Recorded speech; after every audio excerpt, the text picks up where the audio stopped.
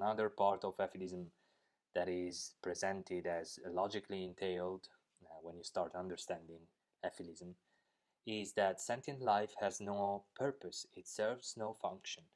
They say it all the time. It has no point, no purpose. The only purpose is eliminating suffering, preventing suffering. Without suffering, there is no point in existence, and there is no point for existent sentient beings to continue existing. As if to have a right to continue living, you need to have an objective purpose. But sentient beings have no right for Efilism. Actually, Efilism doesn't even contemplate the concept of right. The function for human beings is preventing suffering, or they call it cleaning. They use this analogy of the janitor that has a duty to clean up the mess that life creates, which is suffering. So, since we are able to understand what sentient life really is, we have this duty to be the janitor, to clean up the mess. And the most efficient way to clean up the mess is extermination.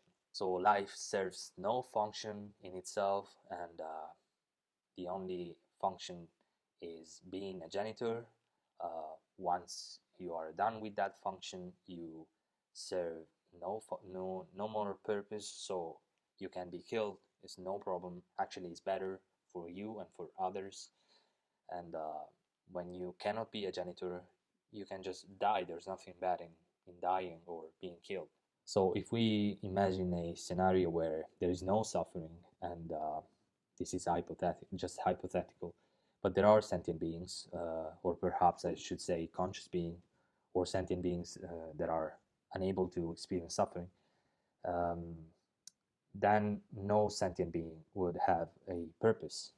Therefore, sentient beings cannot have a reason to exist, and they not only they don't need to come into existence, but they don't need to continue existing as well. Efilism entails also determinism, the idea that free will doesn't exist, and they say that we are just robots with a brain, which means sentient robots without free will.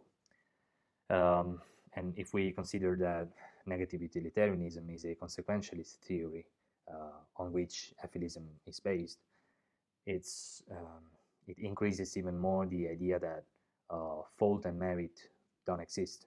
They don't make sense. They don't understand responsibility that way. And they think that action and inaction are the same thing. So yeah, only consequences matter.